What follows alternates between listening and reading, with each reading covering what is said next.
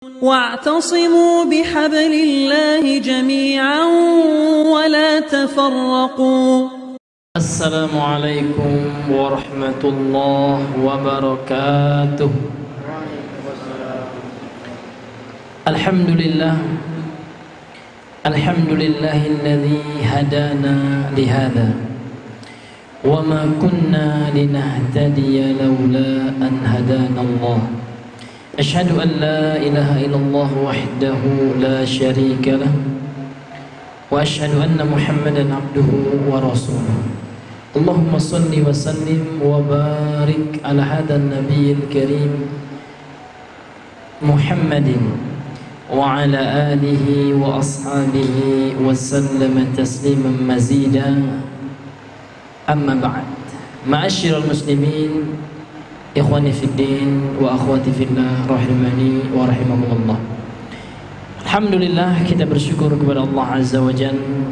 Malam hari ini Allah kembali mengumpulkan kita di salah satu masjid yang ada di permukaan bumi ini, terkhusus di daerah kita di Jambi ini. Alhamdulillah, kita sama-sama Allah berikan nikmat yang banyak, karunia yang luas. Nikmat yang paling besar, nikmat iman, Islam, dan nikmat taufik di atas sunnah Nabi yang mulia sallallahu alaihi wasallam. Kemudian salat beriringan salam kepada Nabi Muhammad sallallahu alaihi wasallam. Allahumma shalli ala Muhammad wa ala ali Muhammad. Ma'asyiral muslimin, ikhwani fiddin, rahimani wa rahimakumullah. Tidak terasa kita sudah berada di penghujung bulan Rajab. Tidak sampai 2 bulan lagi, maka kita akan sama-sama menyambut bulan suci Ramadan. Para ulama salaf dahulu disebutkan bahwasanya mereka 6 bulan sebelum bulan Ramadan sudah berdoa kepada Allah. Fakana yad'u sittata ashhur qabla Ramadan. Jadi mereka orang-orang salaf itu, ulama salaf, 6 bulan qabla Ramadan, sebelum Ramadan mereka telah berdoa kepada Allah, semoga Allah sehatkan badannya dan Allah sampaikan kepada bulan Ramadan. Maka yang mereka lakukan adalah al-isti'dad atau persiapan. Jadi apa bentuk persiapan kita menghadap bulan suci Ramadan yang tidak lama ini? Tentu yang pertama, persiapan keilmuan. Karena kita beribadah kepada Allah mesti di atas ilmu. Wajib hukumnya mempelajari ilmu yang berkaitan dengan ibadah yang wajib diamalkan. Ramadan, puasa di bulan Ramadan hukumnya apa, ikhwas kalian? Wajib. Sehingga mempelajari ilmu fikih tentang Ramadan tentu wajib pula. Karena dalam kaidah usul dikatakan ma la yatimmu bihil wajibu illa bihi fahuwa wajib. Apa saja yang dengannya sempurna segala sesuatu itu, kalau tidak ada sesuatu itu tidak sempurna, sesuatu yang wajib, maka mempelajari, melakukan sesuatu sebagai penyempurna yang wajib itu hukumnya juga wajib. Ma'asyiral muslimin yang Allah muliakan, dan Rasulullah juga telah bersabda, talabul ilmi fariidatun ala kulli muslim. Menuntut ilmu itu hukumnya wajib atas seluruh kaum muslim. Baik, sehingga pembahasan kita lompat. Yang tadinya kita pada kitabut taharah, kalau nggak salah pada babul wudu, bab tentang fikih wudu, sekarang kita lompat menjadi kitabus siyam. Jadi pembahasan kita malam hari ini kita mulai pembahasan tentang fikih puasa. Itu terjemahan kita ya. Namun yang lebih afdal, utama, kita gunakan saum saja. Karena memang bahasa kita ini tidak lepas dengan serapan bahasa-bahasa luar.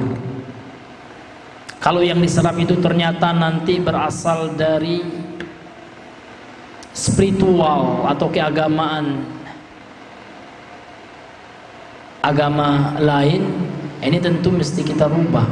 Namun sudah menjadi bahasa standar kita, sudah ada di KBBI, ya, sudah ada di buku apa nama itu, kitab buku apa standar bahasa Indonesia itu ya, bahasa baku lah gitu ya. Jadi untuk itu ya, kalau kita baca sejarah Pak, kita baca referensi data-data tentang sejarah, maka kata puasa itu sebenarnya berasal dari bahasa Sanskerta, yang itu identik dengan ibadahnya umat Hindu. Bisa di searching tuh Pak ya. Nah, maka kalau lebih utama kita tidak menyalahkan, tidak, karena ini memang sudah menjadi bahasa kita. Namun lebih afdol kalau kita menggunakan istilah Quran, yaitu shaum, bentuk mufrad atau tunggalnya, bentuk jamaahnya siyam, jamak taksir. Ma'asyiral muslimin yang Allah muliakan, qala al-musannifu hafizahullahu ta'ala wa ra'ah, berkata penulis, semoga dijaga oleh Allah dan Allah pelihara beliau. Rabi'an, pada kitab ini, kitab Fiqh Al-Muyassar ini, pembahasan tentang siyam ya, atau saum, ini pada bab yang keempat. Rabi'an, yang keempat, Kitabus Siyami, kitab pembahasan tentang siam. Nah, sudah paham ya Pak ya terjemahan, namun kita berusaha membiasakan istilah syar'i. Seperti sholat, kita biasakan sholat itu. Walaupun dulu Pak bahasanya itu sembahyang, ternyata sembahyang juga berasal dari bahasa Sanskerta, yang itu merupakan ritual ibadah umat Hindu. Karena memang bahasa itu digunakan oleh umat Hindu, sehingga segala yang berkaitan dengan spiritual pasti itu bukan dari spiritual dalam agama Islam. Maka kita membiasakan istilah-istilah Al-Quran lagi Pak. Kalau sholat tetap sholat saja, itu udah benar, nggak perlu sembahyang. Ma'asyiral muslimin yang Allah muliakan, jadi saum juga kita biasakan. Insyaallah kita mau saum Ramadan kan gitu. Kitabus Siyam wa yashtamilu ala 5 abwabin. Pembahasan tentang Kitabus Siyam ini ada 5 bab, mengandung 5 bab. Al-babul awal, bab yang pertama, fi muqaddimati siyam, pembahasan tentang pendahuluan, pembahasan tentang siam, pendahuluannya, muqaddimahnya. Wa fihi, di dalam pembahasan atau dalam bab yang pertama ini, masailu, ada beberapa poin masalah yang akan dibahas penulis. Al-mas'alatul ula, masalah yang pertama, ta'rifus siyami wa bayanu arkanihi. Jadi pembahasan yang pertama adalah tentang makna dari kata siam. Siam itu secara bahasa apa?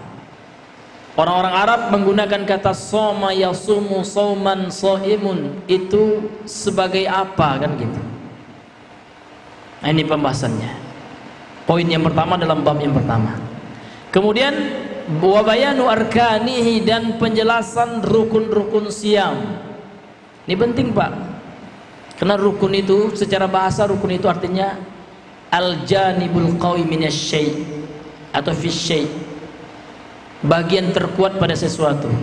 Itu makna secara bahasa. Secara istilah ada beberapa pengertian kata-kata rukun. Ya, rukun zamannya arkan. Jadi rukun itu adalah segala sesuatu yang mesti ada pada sebuah ibadah.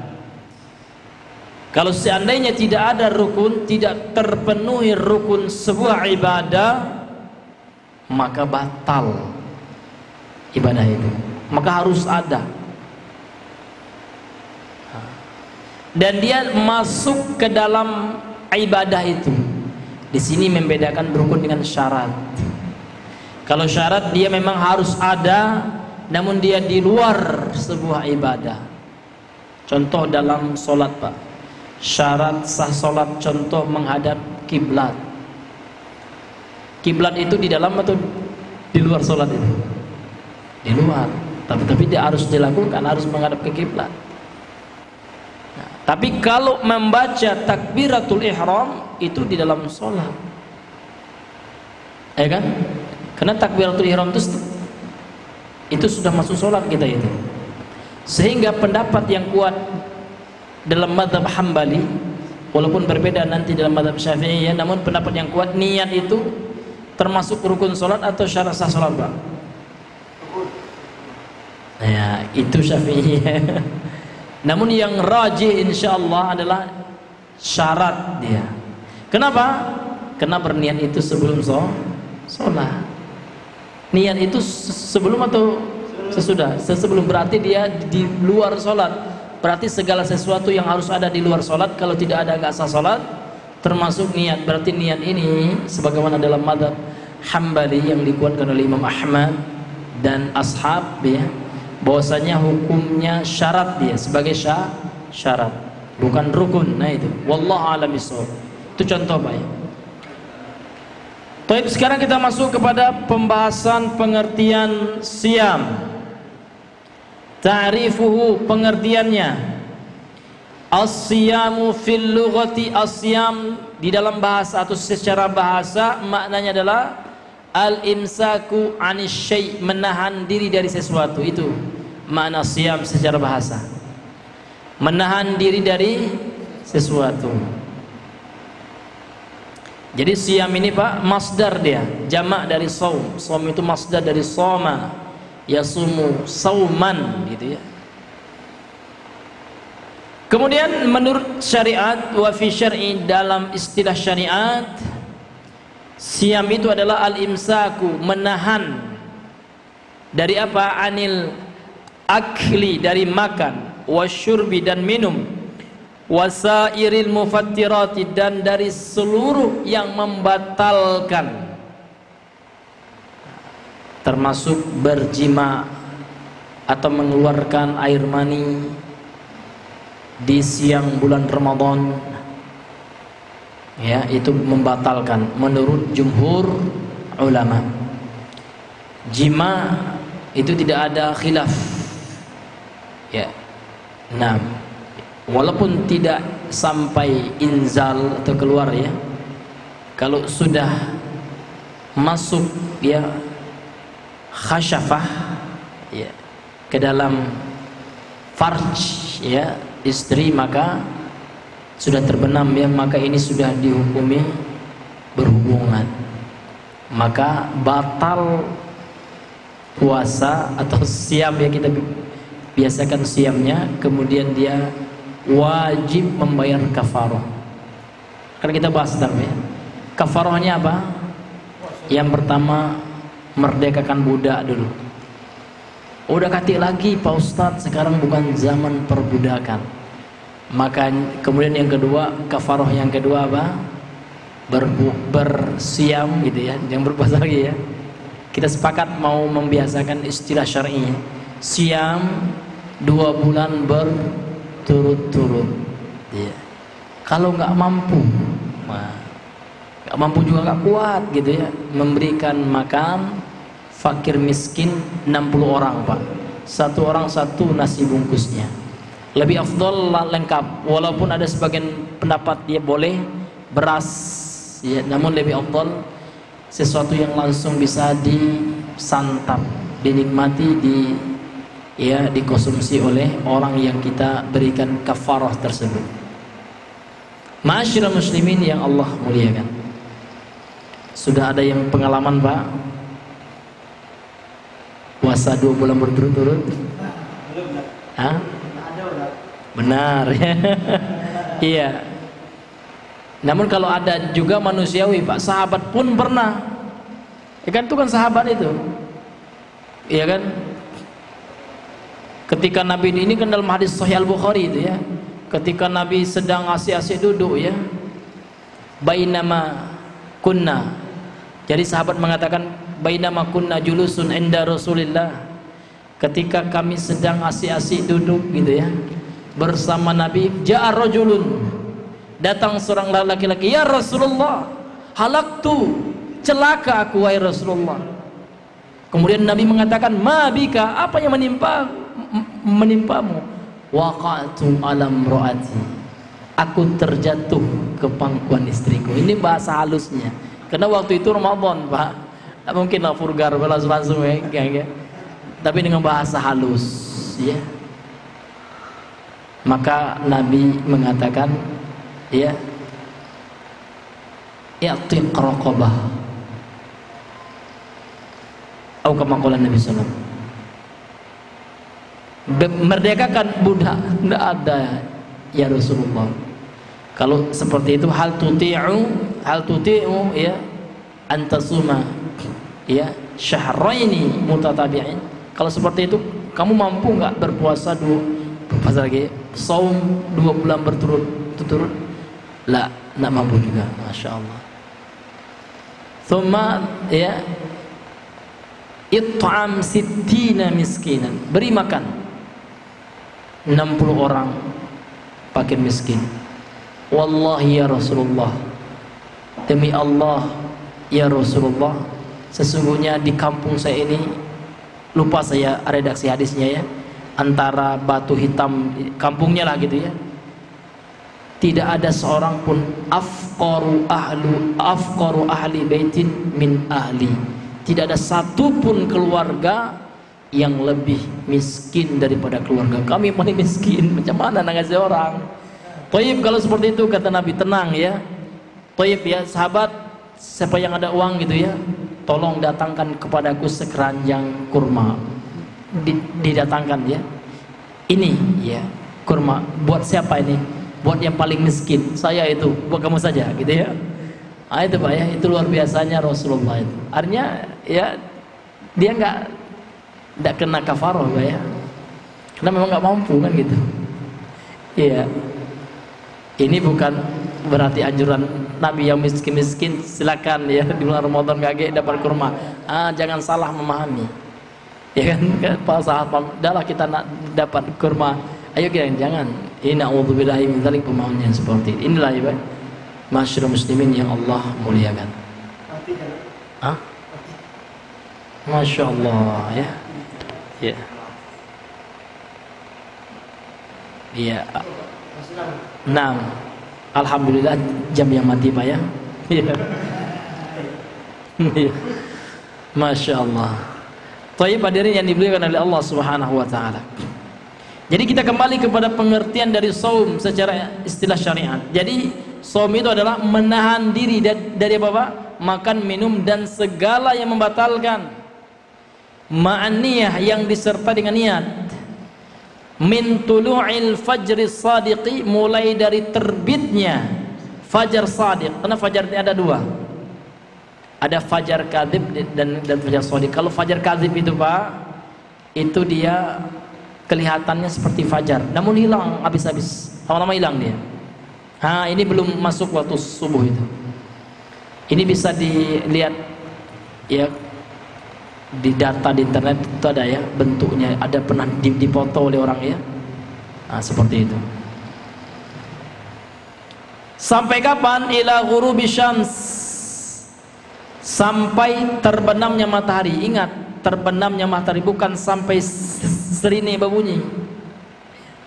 Karena kalau tidak ada serine di satu tempat, misalkan kita di tempat kafir, di negeri kafir, orang tidak ada yang saum ya, maka patokan kita adalah mataharinya.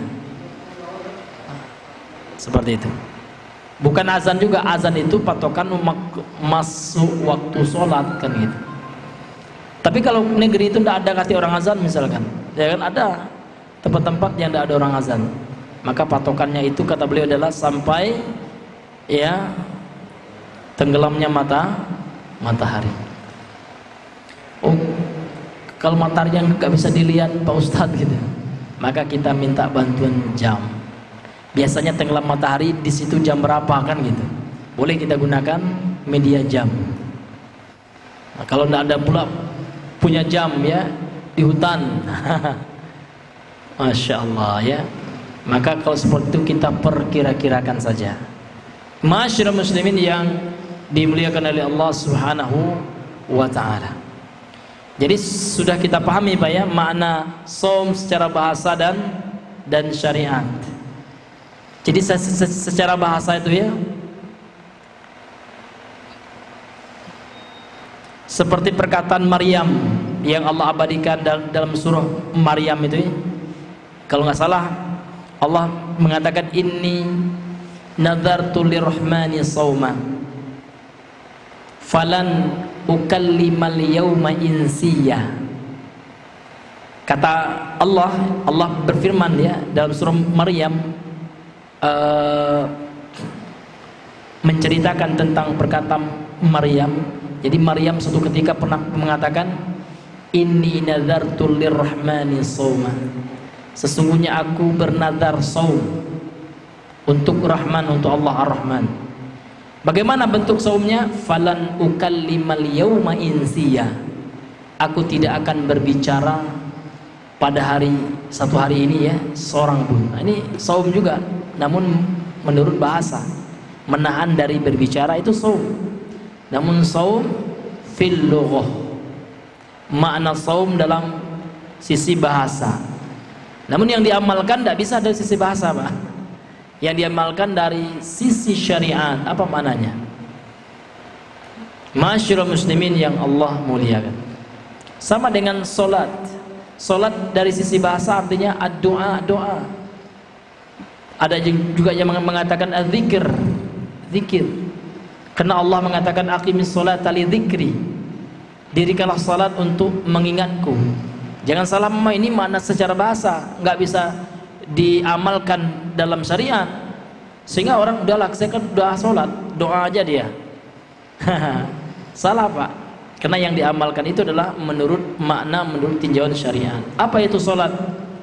Fi syarah atau syar'an? Nah, salat itu adalah ibadatun makhsusatun. Sebuah ibadah yang khusus. Mufattatah ya atau uftutihat atau dibuka gitu ya bitakbiratil ihram, dibuka dengan takbiratul ihram, kemudian uhtutimat, ditutup atau diakhiri bitaslimatain dengan 2 kali salam, kan gitu. Atau kama qala ulama ya.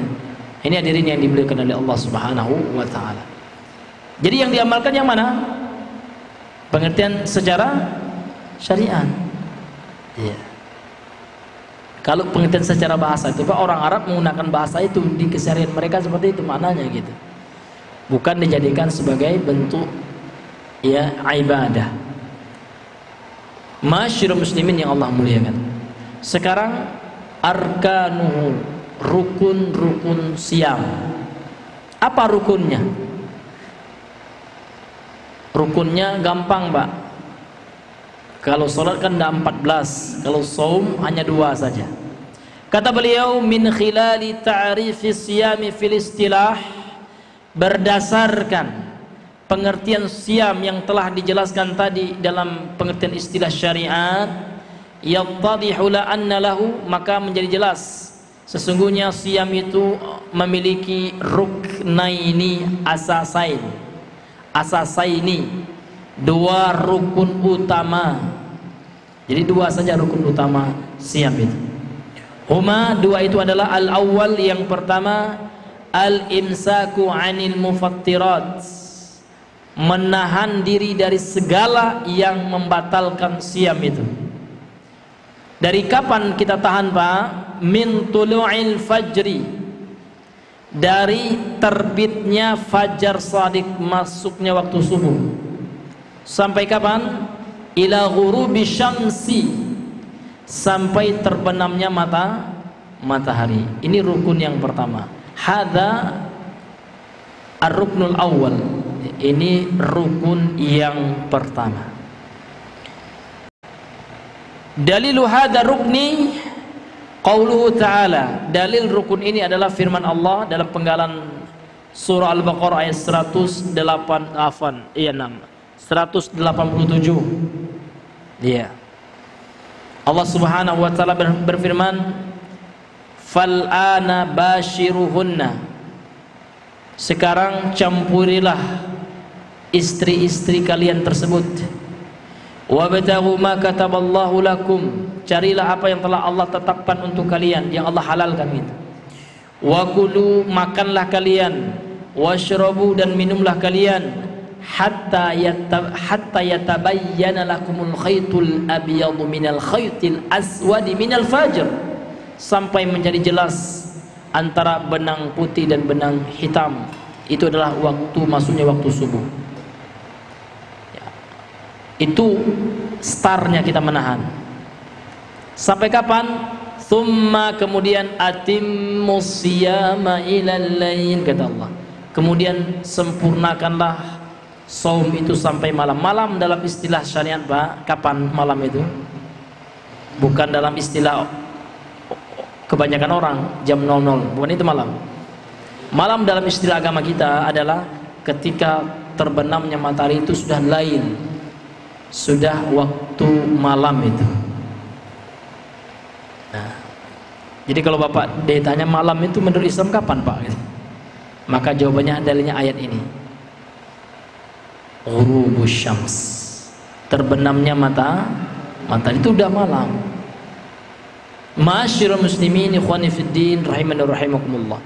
Kemudian kata beliau, wal muradu bil khaytil abyadi wal khaytil aswad, yang dimaksud dalam ayat ini, yang dimaksud dengan benang putih dan benang hitam dalam ayat ini, kata beliau, bayadun nahari wa sawadul lail, putihnya waktu siang dan hitamnya waktu malam. Itu rukun yang pertama. Jadi rukun yang pertama dari rukun saum apa, Bang? Menahan apa? Diri dari segala yang membatalkan. Dari kapan? Terbitnya fajar shadiq, waktu subuh, sampai Masya Allah. As-sani, yang kedua, an-niyatu, niat. Ini enggak mesti berurutan, boleh niat yang pertama, ya. Yang kedua niat. Bagaimana niatnya? An yaqsidas shaimu, orang yang saum itu memaksudkan, tujuan dia bihadal imsak, dengan menahan diri anil mufattirat, dari perkara yang membatalkan saum itu. Tujuannya, qasdunya, tujuannya, maksud hatinya, ibadatullah, adalah beribadah kepada Allah Azza wa Jal, ya. Jadi niatnya ibadah, bukan niatnya untuk selain Allah, bukan niatnya untuk diet, ya. Tidak boleh, Pak, betul. Ya, saumnya untuk apa, Pak? Biar diet, batal itu saum, nggak dikatakan saum. Namun niatnya adalah untuk mengharapkan ridho Allah, pahala di sisi Allah, melaksanakan perintah Allah, baru dia sah, baru diterima. Tapi ada bonusnya, Pak, kalau kita ikhlas karena Allah, insya Allah Allah kasih kita, ya, kesehatan. Dan menurut ilmu kedokteran modern, ya, saum itu memang salah satu upaya untuk meraih kesehatan tanpa biaya. Kalau nak beli suplemen bayar, Pak. Iya kan? Kalau nak beli vitamin bayar. Nah, kalau saum, ya, metode terapi kesehatan free. Walaupun banyak hadis-hadis yang berkembang palsu, jangan percaya. Ada hadis yang mengatakan, namun bukan hadis ini. Siapa yang bilang palsu? Al-Imam Ibnul Jauzi dalam kitabnya Al-Mawdu'at. Bisa di-download, Pak, ya, di internet itu kitabnya. Kalau nggak mampu beli langsung. Jadi judulnya Al-Mawdu'at, itu artinya kumpulan hadis-hadis palsu. Di antaranya apa? Banyak penceramah menyampaikan, ya, Nabi bersabda, katanya, sumu tasihhu, berpuasalah kalian supaya sehat. Itu dokter itu mungkin. Iya. Jangan disandarkan kepada Nabi kalau seandainya sanadnya tidak bersambung. Karena syarat hadis sahih itu ada berapa? 4. Yang pertama, ittisalus sanad, sanadnya bersambung, perawi semuanya. Kita baca seluruh sanadnya nyambung semua. Di mana kita tahunya nyambung, Pak? Dengan meneliti biografi setiap perawi itu.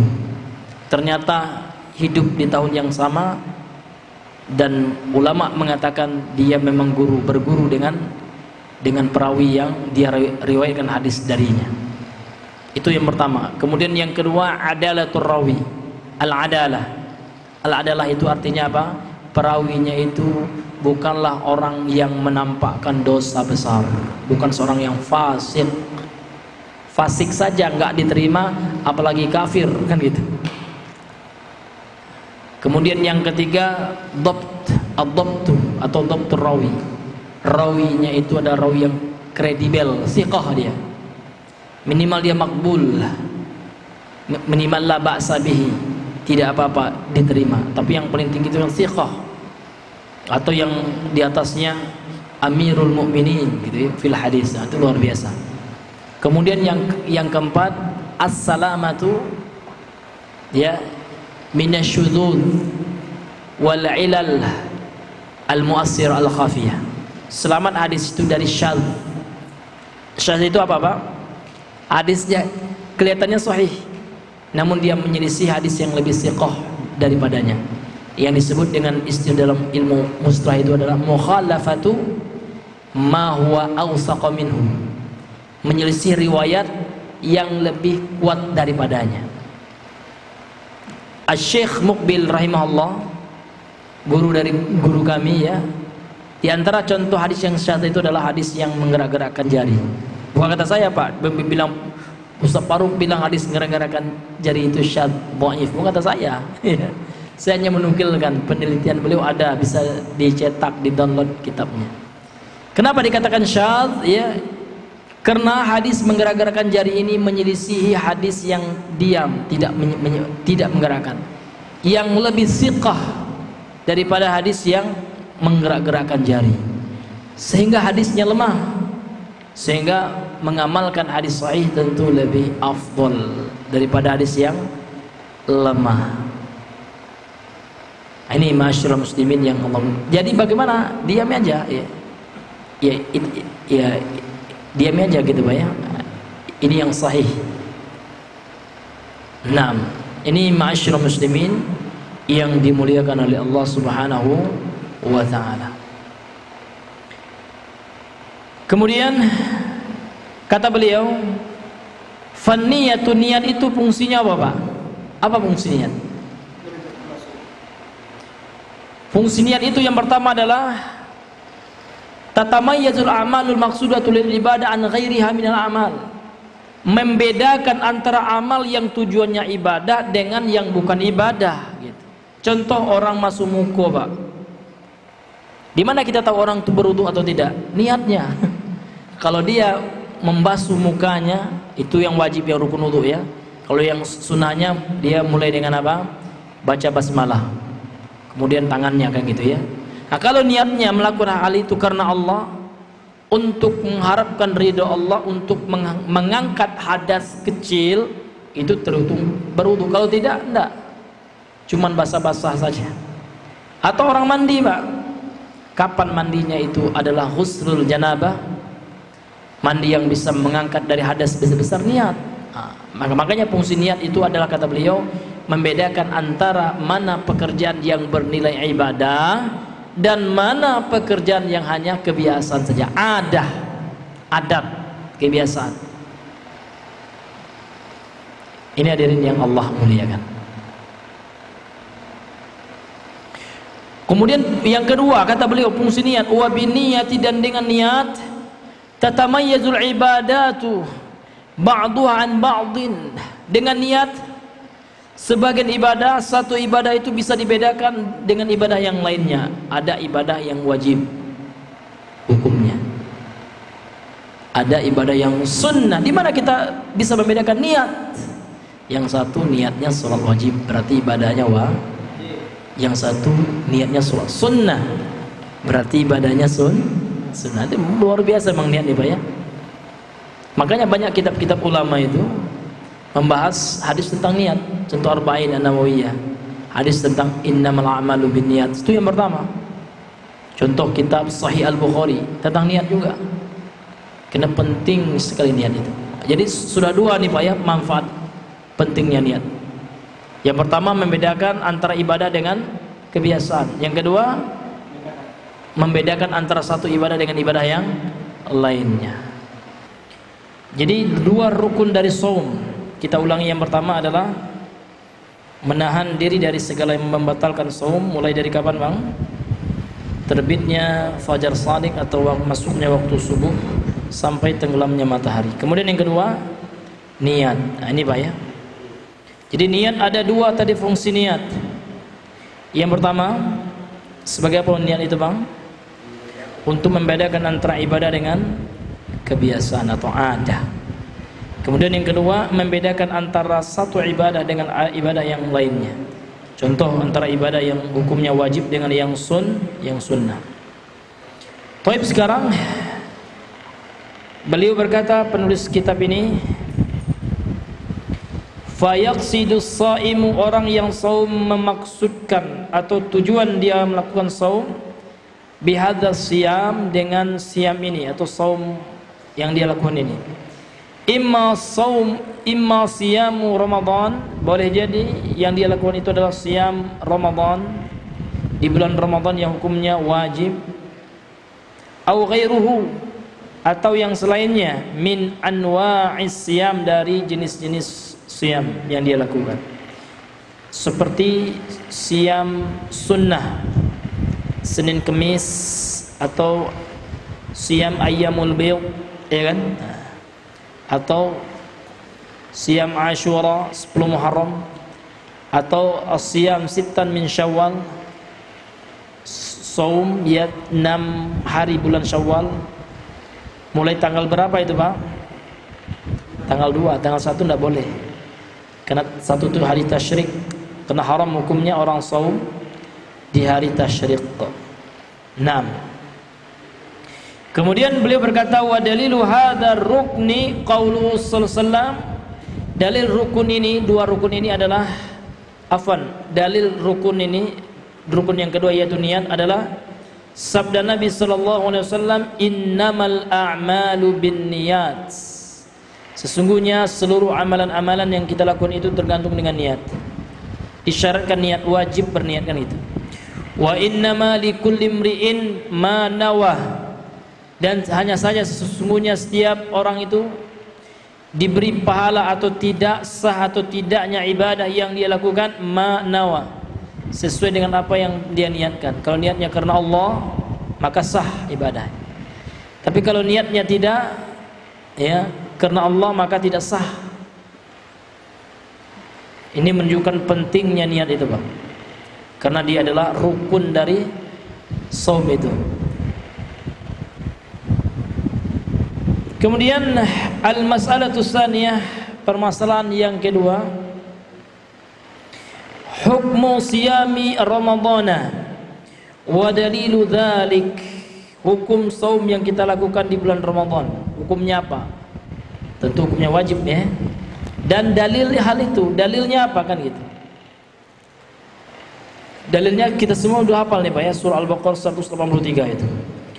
Beliau berkata, faradallahu azza wa jalla siyama syahri Ramadan, Allah telah memfardukan, yakni mewajibkan as-siyam, saum yang dilakukan di bulan Ramadan, wa ja'alahu, dan Allah menjadikan saum yang kita lakukan di bulan Ramadan tersebut ahada arkanil islamil khamsa, salah satu dari 5 rukun Islam. Rukun Islam ada 5. Dalilnya ada dalam hadis Arba'in itu, ya, dari Ibnu Umar. Apa kata Rasulullah? Buniyal Islamu ala khamsin, Islam itu dibangun atas 5 perkara. Syahadatu an la ilaha illallah, yang pertama syahadat kepada Allah, kemudian wa anna Muhammadan Rasulullah, persaksian bahwasanya Nabi Muhammad adalah utusan Allah, kemudian wa iqamus salat, wa iqamus salah, mendirikan salat, wa ita'uz zakah, menunaikan zakat, wa shaum Ramadan, saum di bulan Ramadan, wa hajjul bait, ya, in istata'ta ilaihi sabila, atau man istata'a ilaihi sabilan, barang siapa yang mampu menempuh sabil, perjalanan menuju tempat manasik haji tersebut. Mampu di sini ada 2, Pak ya. Ada mampu di sini namanya quwwatul mal, kekuatan finansial, kemudian kuwatul jasad, kuat sehat fisiknya, kan gitu. Nah, jadi saum itu salah satu dari rukun Islam, menunjukkan itu sangat penting, sehingga hukumnya wajib saum Ramadan tersebut. Kemudian dalil dari Al-Quran, وَذَلِكَ فِي قَوْلِهِ ta'ala, dalil dalam Al-Quran adalah sesuai dengan firman Allah dalam surah Al-Baqarah yang ayat yang 183 sering kita baca, apa ya? Apa kata Allah? Ya ayyuhalladzina amanu kutiba alaikumus siyam kama kutiba alal ladzina min qablikum la'allakum tattaqun. Wahai orang-orang yang beriman, kata Allah, diwajibkan atas kalian saum bulan Ramadan, maksudnya sebagaimana telah Allah wajibkan kepada alal ladzina min qablikum, gitu ya, orang-orang sebelum kalian. Supaya apa? Tujuannya la'allakum tattaqun, supaya kalian bertakwa.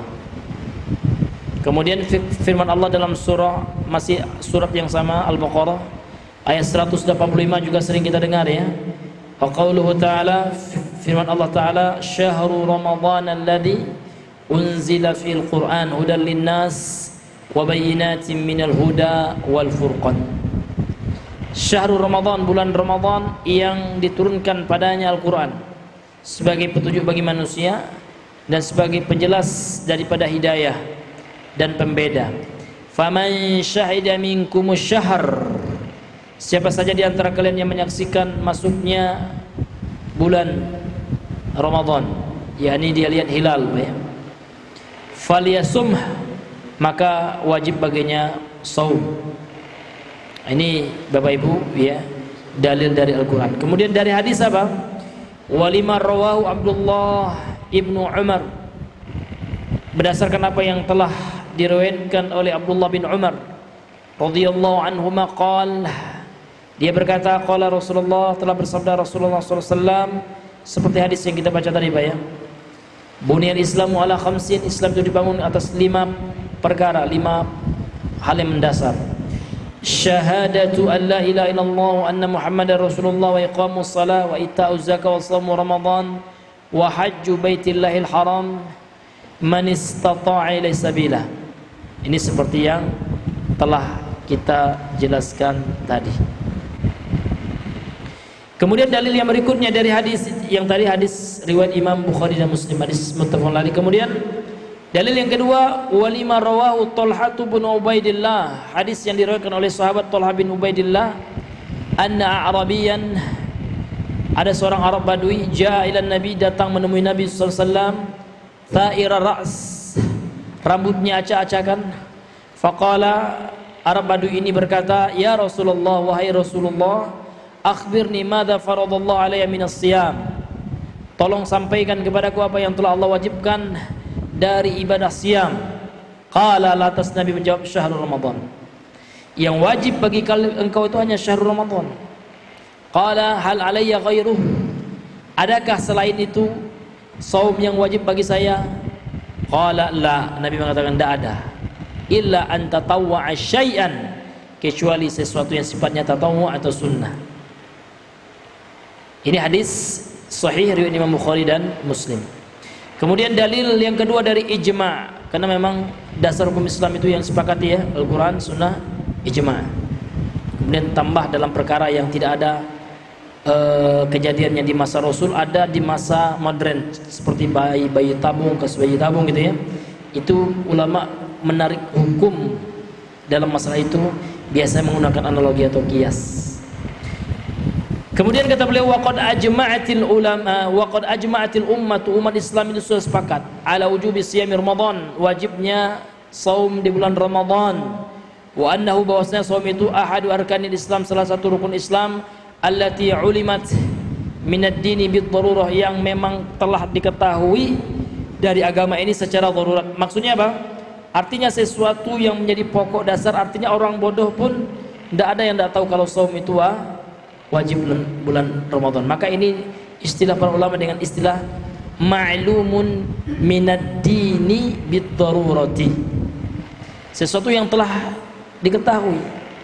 Artinya setiap umat Islam pasti tahu, gitu kan. Sesuatu yang mendasar di dalam Islam, rukun Islam ini. Sehingga wa anna munkirahu, orang yang mengingkarinya. Ada orang tiba-tiba ya, tidak wajib saum Ramadan itu. Apa pula orang tidak makan dan minum? Ngapain kalian capek-capek aja? Ya nyiksa tubuh aja di bulan Ramadan. Nah, orang yang mengingkarinya, ulama mengatakan ya kafir. Dia jatuh ke dalam kekufuran, murtad dia. Karena dalam Islam ini memang ada, Pak. Kalau kita buka kitab-kitab fikih ada pembahasan tentang kitabur riddah. Apa pembatal keislaman itu? Apa membuat orang menjadi murtad? Ada. Salah satunya mengingkari yang wajib. Mengingkari, menganggap sesuatu yang wajib itu enggak wajib. Atau mengharamkan yang halal. Ini, Pak. Karena kalau ada orang yang mengingkari kewajiban saum, berarti dia mengingkari Allah. Seperti iblis.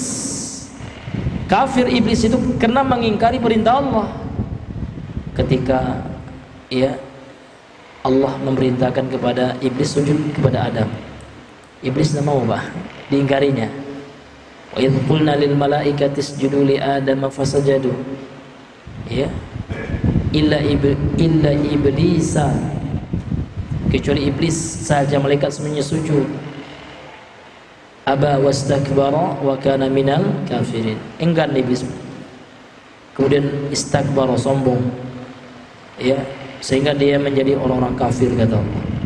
Jadi orang yang mengingkari kewajiban, Pak, maklumun, yang telah diketahui hukumnya oleh seluruh kaum muslimin, seperti rukun Islam, rukun iman gitu ya. Itu nggak boleh tidak tahu, Pak. Berdosa kita kalau nggak tahu rukun iman dan rukun Islam itu. Karena itu pondasi Islam, dasar agama kita. Masyarakat muslimin yang Allah muliakan. Wa ajma'al muslimuna, dan seluruh kaum muslimin, yakni para ulama kaum muslimin maksudnya, ala kufri man ankarahu, kufurnya, murtadnya orang yang mengingkari saum itu. Kalau ada orang tidak saum, terjemahan kita puasa gitu ya, namun dia tidak mengingkari kewajibannya, ulama mengatakan tidak kafir dia, namun dia pelaku dosa besar. Tapi ada orang yang, mohon maaf ya, tidak makan, tidak minum dia, tetapi dia bilang puasa ini enggak wajib nih. Walaupun saya puasa ini, tapi menurut saya tidak wajib. Nah, ini ulama mengatakan kafir ini. Kenapa? Karena mengingkari apa yang Allah telah wajibkan. Na'udzubillahi min dzalik. Kalau ada orang yang tidak melakukan, tidak bisa kita kafirkan, Pak. Tidak. Kalau hatinya tidak mengingkari kewajiban saum itu, hatinya tetap mengaku saum itu wajib hukumnya, Pak, namun saya tidak telapnihan, ya Allah, gitu ya, menahan godaan makan lezat ya, nggak tahan saya gitu ya. Saya nggak kuat nahan lapar, ada orang kayak gitu ya. Nggak ada alasan. Yang boleh nggak saum itu kalau bapak betul-betul sakit. Nah, bukan sakit pening dikit, Pak ya, atau sakit flu dikit. Nggak, sakit yang betul-betul kalau kita saum ya, bertambah penyakit kita, bahkan bisa meninggal kita. Itu jangan tidak sembarangan sakit juga, Pak. Kemudian apalagi, Pak, orang yang safar. Ya, namun safar di sini adalah safar yang mubah, bukan safar yang haram. Ada safar yang haram, ada. Contoh orang safar tetapi ingin menikmati pemandangan, namun ada tanda komanya. Tanda komanya sekalian cuci mata, Pak, katanya. Pergilah ke Bali dia. Nah, itu bukan cuci mata, Pak, itu mengotori mata hati Bapak. Semakin kita lihat itu semakin kotor hati kita. Semakin ya mesum otak kita, ya kan? Na'udzubillahi min dzalik. Mudah-mudahan kita semua dijauhkan oleh Allah dari fitnah dunia, Pak. Terutama fitnah wanita. Luar biasa, Pak, fitnah wanita itu. Makanya syariat membolehkan 4. Ya kan? Ketimbang zina lebih bagus nikah, halal katanya gitu. Tapi dibatasi 4. Ini bagi yang tidak mampu, tidak kuat dia. Uang punya, badan sehat, ya kan? Libidonya tinggi, ya kan? Nah, sering pula kerja keluar kota, ya kan? Maka ulama mengatakan kalau seandainya dia sudah punya kekuatan finansial seperti itu dan dia merasa kalau tidak nikah lagi, jatuh ke dalam zina pasti gitu ya, maka hukum ta'adud wajib bagi keadaan seperti itu. Kenapa? Kan kalau nggak ta'adud berzina dia, ya Pak ya? Iya, kalau nggak ta'adud nanti dia kan dua, nggak ada pilihan yang ketiga Pak. Kalau nggak ta'adud pasti berzina saya Pak Ustaz. Nikah Pak, wajib Bapak nikah lagi. Tapi belum ada uang, sabar Pak, banyak puasa gitu. Kena nambah dapur, nambah, ya. Kalau dekati duit Pak, menzolimi anak orang apa? Ini hadirin yang dimuliakan oleh Allah Subhanahu wa Ta'ala. Yang pertama sering tidak makan, yang kedua menderita, dua Pak, tanggung jawab kita kan gitu. Maka harus ada kekuatan finansial. Yang saya bicarakan ini orang yang kuat finansialnya Pak ya.